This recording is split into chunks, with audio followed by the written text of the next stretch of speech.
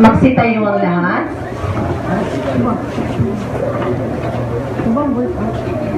Magandang umaga mga bata. Magandang umaga po, Teacher Girlie. Magsiupo.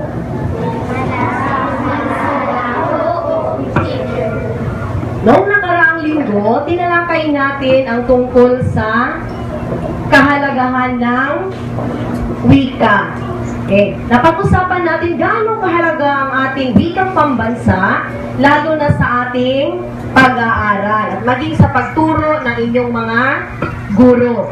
Kaya ngayong araw, susubukin ko ang inyong kaalaman at kahusayan sa pagsasalita sa pamamagitan ng pagtatalo ng salita o tinatawag nating debate.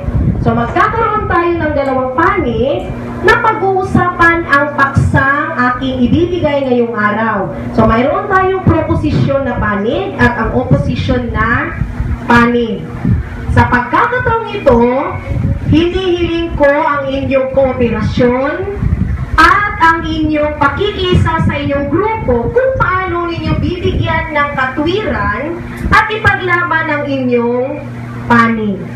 Handa na ba ang lahat? Handa na ba ang lahat? Magandang umaga sa ating lahat, sa inyong mga kapag mag-aaral, at sa ating mga panauhin na magsisilbing hurado para sa ating debate. Sa pagtatalunan at pangangatwiranan ng dalawang magkasalungat na panig na may paksa, wikang Filipino.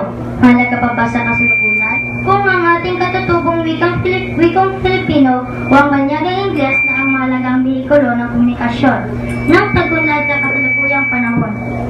Ang ating mga panauhing hurado sa umagang ito ay sina Ginang Aida Estilon, sa Punong Guro, sa presensya ni Ginang Jovelyn de Mesa, Ginang Rosemary Zarza, Teacher 3 at mentor sa Asignaturang Filipino, at Ginoong Ruel Panagiton, gurong tagapanguno sa ika-4 na baitang. Mula sa panig ng proposisyon, ang mga tagapagsalita ay sina Sofia Escarza, Lea Di Domingo, Russell G. Malyari, Liza Liz J. Corcuera, Gwyneth Hammer N. Navarro, at Maxine Kate N. Orong. Sa panig naman ng oposisyon ay sina Shahani M. Simbuangan, Jamela Zadrea A. Maganaka, RB Carby Bangkaya, Shika P. Delna, Angela June C. Lazan, at Rob Ian D. Lucena. Ang bawat tagapagsalita ay bibigyan ng kanilang oras na ipahayag ang kanilang bawat panig. May mga katanungan ding bibigyan kasagutan mula sa ating tagapagkinig at tagapanood. Ako naman po si Senya Perhaban, ang inyong tagapamagitang tagapagsalita. Hindi magiging mahirap ang pag-aangat ng estado ng ekonomiya kung gagamitin natin ang wikang Filipino, kagaya ng ginawa ng ibang bansa na ginamit lamang ang sarili nilang wika upang maging isang maunlad na bansa. Kung ang wikang Filipino ang mabisang kasangkapan sa pambansang kaunlaran, bakit nagpatupad ang ating pamahalaan ng Executive Order 2003 na muling nagdamagda sa wikang Ingles bilang pangalawang wika sa pagtuturo? Ang iyong sinasabing executive order ay tiniliksa dahil dapat magsagawa ng mga hakbangin ang pamahalaan upang ipunsod at puspusang itaguyod ang paggamit ng Filipino bilang medium ng opisyal ng komunikasyon at bilang wika ng patuturo sa sistemang pang-edukasyon. Mismo ang ating pamahalaan ang nagsabi ng kahalaga na mahusay na paggamit ng Ingles upang tayo ay maging competitive sa buong mundo. Sa ibang bansa, dahil sila ay pinasa sa paggamit ng Ingles, hindi ba karamihan na nagtatrabaho sa ibang bansa ay maninilbihan tulad ng domestic helpers, caregivers at mga nurse? Yun ba ang pagiging competitive? Ang pagiging domestic helper, caregiver, o nurse ay sa marangal na trabaho kung mangmang sila dahil walang karunungan sa wikang Ingles, makalalabas ba sila ng ating bansa at makakaya makihalubilo sa mga dayuhan? Sa paggamit ng ating sariling wika sa mga transaksyon sa ekonomiya, mas madaling maunawaan ng mga mamamayang Pilipino na makahikayat upang makisali sa pagkikipagtalastasan sa ekonomiya. Paano masasabihin Ang wikang Filipino ang mabisang kasangkapan sa pambansang kaunlaran kung mismo ang mga programang pang-ekonomiko pati ang mga batas ay nakasulat at nakasalin sa Ingles.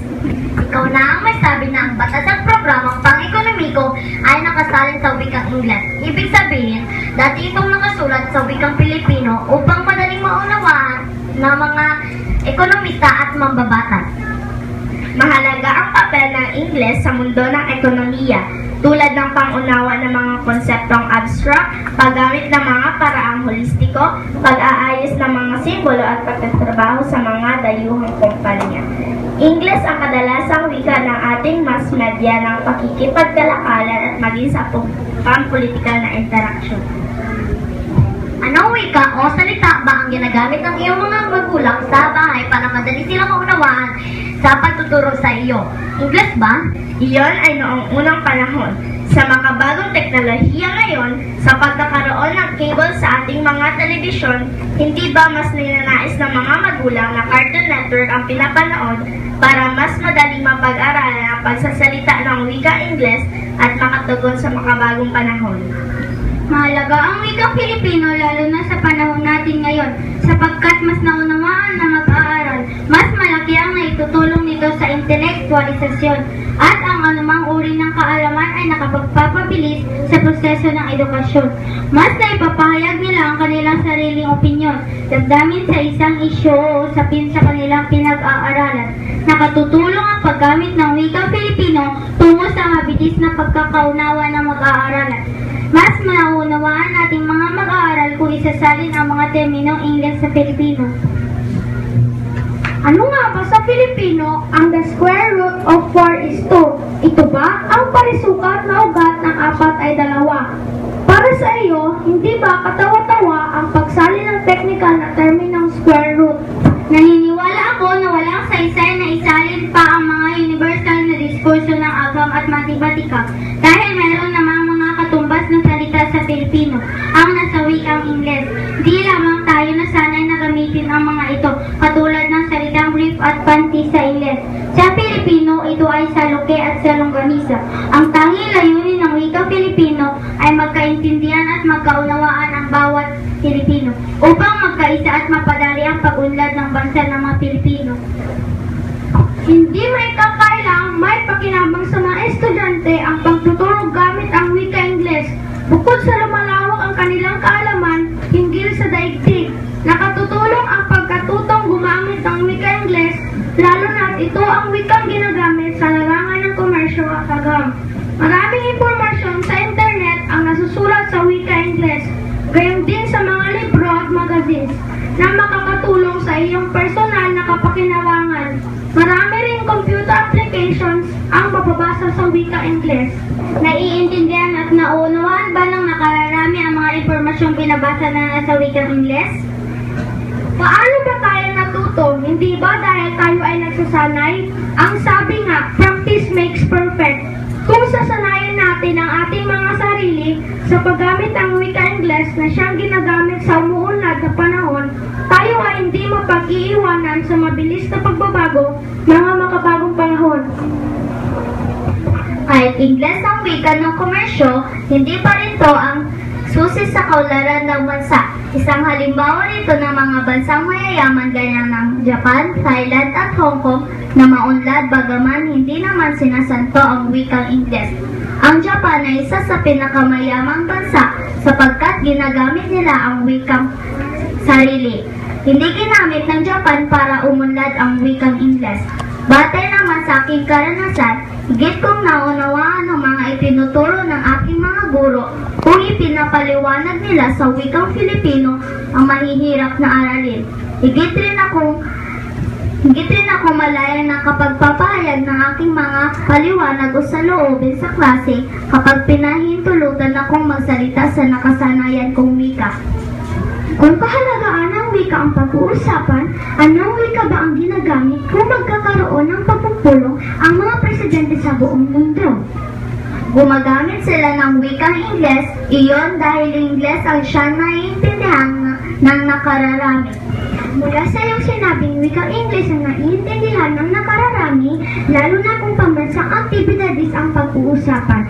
Dapat nga naman linangin ang kakayahan natin sa pagsulat at pagsasalita ng Ingles dahil sa globalisasyon. Kung iisipin dahil sa kaalaman natin sa Ingles, naglipa ng mga foreign companies at call centers. Dinadayo pa nga tayo ng mga banyaga katulad ng mga Koreano para lang magpaturo sa atin ng Ingles. Wala ka bang tiwala sa kakayahan nating mga Pilipino na kaya nating umunlad gamit ang ating sariling wika? Kung kakayahan nating mga Pilipino ang pag-uusapan, hindi yan usapin, ngunit ang punto ko tayo ay nasa mabilis na pagbabago na ng panahon at kailangan natin makiayon sa hinihingi ng sitwasyon, lalong-lalo na sa pakikipag-ugnayan sa mga taong may malaking koneksyon sa larangan ng komersyo at ekonomiya. Ayon sa isang pag-aaral, kailangan ay maging dalubhasa muna ang kabataan sa paggamit ng kanilang mother tongue o ang unang nakagisnang wika bago sila maging dalubhasa. At maintindihan ang iba pang mga wika. Dahil sa halos lahat ng subject ay tinuturo sa dayuhang wika. Ang mga kabataan ay hindi gaano nakakaintindi at nakakasaulo ng mga aralin. Kailan dapat sanayin ang mga mag-aaral sa paggamit ng Ingles na isang lengguwahe na sa tingin ko ay matutunan sa kasalukuyan? Na ituturo naman ang Ingles sa mga asignaturang katulad ng Ingles at matematika. Subalit ang sabihing Ingles ang gagawing pangunahing salita. Hindi ba't ito ay magiging inserto na sa ating mga Pilipino? Lahat ay nagnanais na matuto ng Ingles para makahanap ng magandang trabaho at makaahon sa buhay sa habang panahon. Ang wikang Ingles ang nakita mas makapangyarihan kaysa sa ating sariling wika. Sa palagay mo, may pagkakaisa bang nangyari noon at umunlad ang ating bansa? Kung hindi nagkakaintindihan ang mga tao dahil sa kalat-kalat at iba't ibang wikang kinangulatan nating mga Pinoy? Sa sinasabi mong pagkakaisa at pag-unlad, huwag mong kalimutan. Isang dahilan din doon ang paggamit ng wikang Ingles. Pag-unlad na aspeto, hindi lang ang puro Pinoy ang nakasasalumuhan, karamihan din ay ang banyaga ng nagsasalita ng Ingles. Lahat ng mga Pilipino ay may tungkulin sa pagmamahal. Kasi nilangang bayan at natural sa sariling wika. Sa wika na lamang siguro natin maaaring makita ang pagkakaiba natin sa ibang mga tao sa mundo.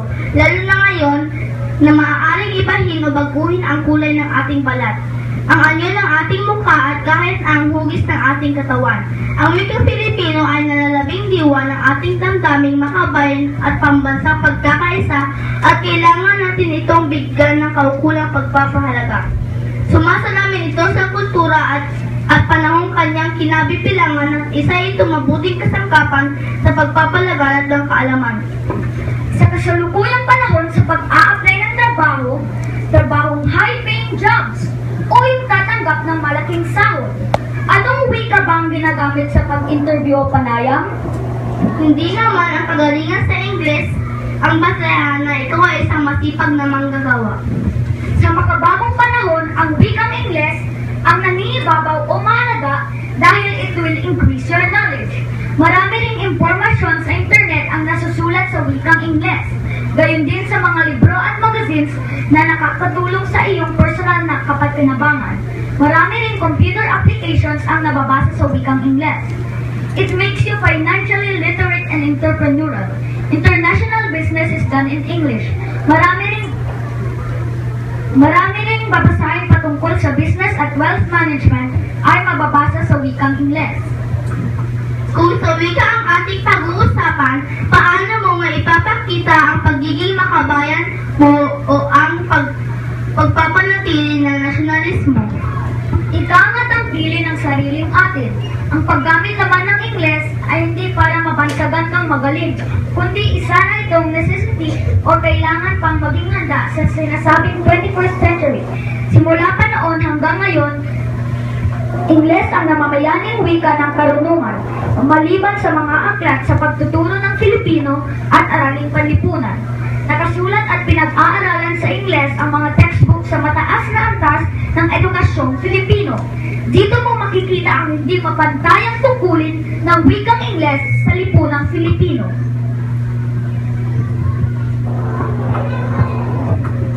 Narinig natin ang mga katwiran, opinyon ng ating dalawang panig. Ang panig ng proposisyon at ang panig ng oposisyon. Maaaring nabigyang linaw ang mga katanungan dyan sa inyong isip.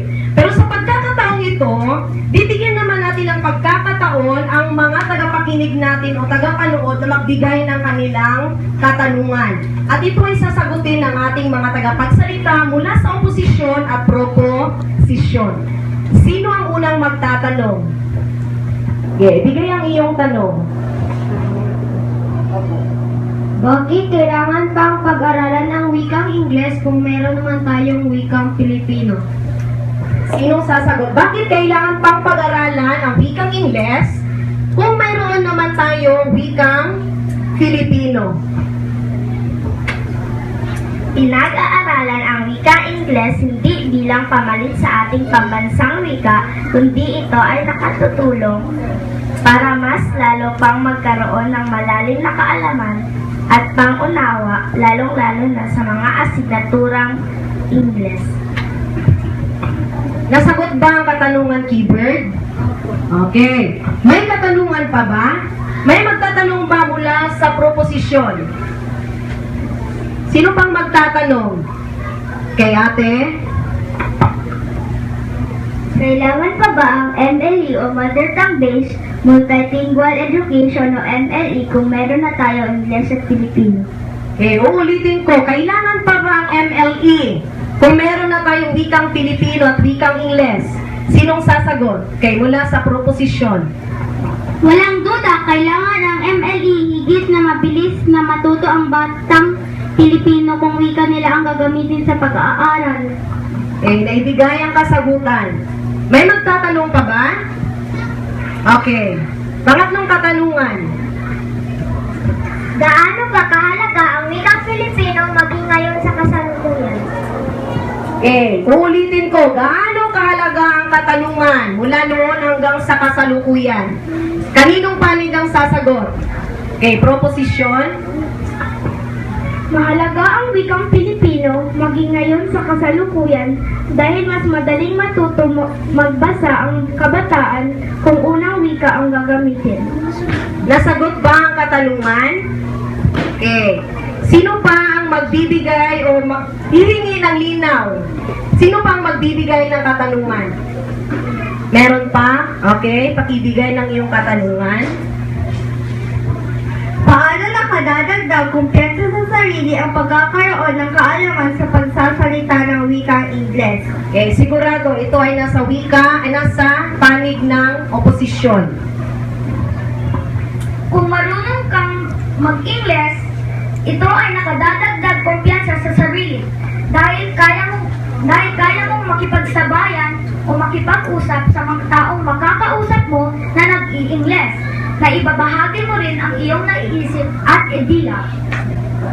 Sige. Isa na lang na katanungan mula sa tagapakinig. Sino pa? Pakibigay ng iyong katanungan. Gumagamit ka ba ng cellphone? Anong wika ang kadalasan mong ginagamit at bakit? So lahat naman tayo gumagamit ng cellphone. Pero sino ang sasagot?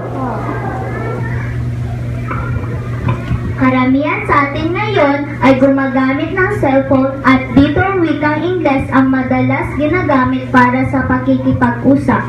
Katulad ng wait, please call you later. Jejemon man ang dating, subalit Ingles pa rin. Sige, mula sa ating mga tagapakinig, nasagot ba ang lahat ng inyong mga katanungan? Nasagot ba ang lahat ng katanungan? Ibibigay ko ang ating mikropono sa ating tagapamagitang tagapagsalita. Sa pakinggan natin ang katwiran ng bawat panig kung ang wikang Filipino ba ay malaga pa rin sa kasalukuyang panahon. Nabigyan din ng kasagutan ang mga katanungan mula sa ating mga manonood at tagapakinig. Sa pagkakataong ito, pakikinggan natin ang opinyon at hatol na nagmumula sa ating hurado. Sir?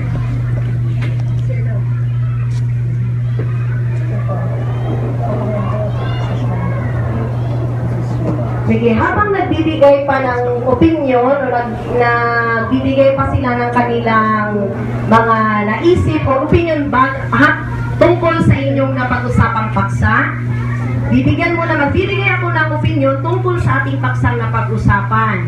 So, merong nagsasabi na ang wikang Pilipino ay mahalaga pa sa kasalukuyang panahon. Sa kabilang panig naman, wikang Ingles na ang siyang napakahalagang bihikulo ng komunikasyon sa kasalukuyang panahon. Pero titingnan natin kung ano ang magiging hatol ng ating mga hurado. Kung ang inyong mga opinyon o katwirang ibinigay ay mabigat na ebidensya na ang inyong wikang ipinaglalaban ay isang pinakamahalagang bihikulo ngayon sa ating kasalukuyang panahon. On behalf sa ating mga kasamahan, magandang umaga sa ating magagaling na mga tagapagsalita mula sa grupo ng proposisyon at sa grupo ng oposisyon. Palakpakan natin sila.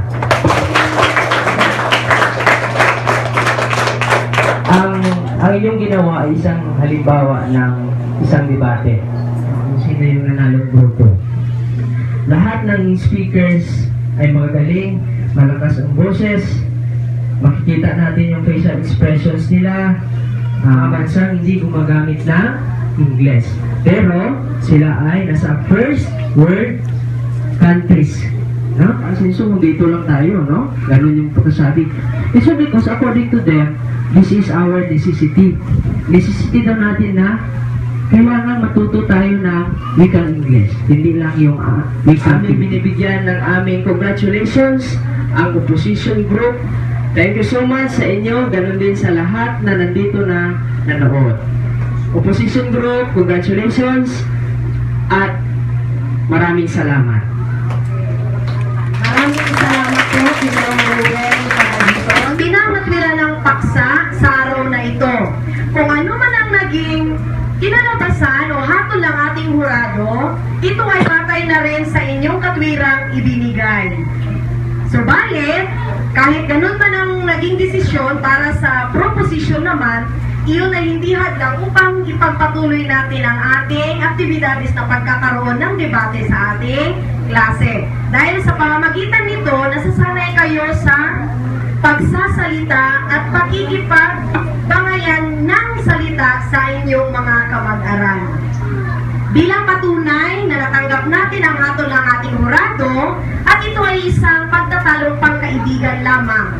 Okay, bawat panig, magsitayo at magkamayan para may pakita ninyo ang pagiging sportsmanship. Okay, sige, proposisyon at oposisyon magkamayan. Okay, manunod, magpalakpak.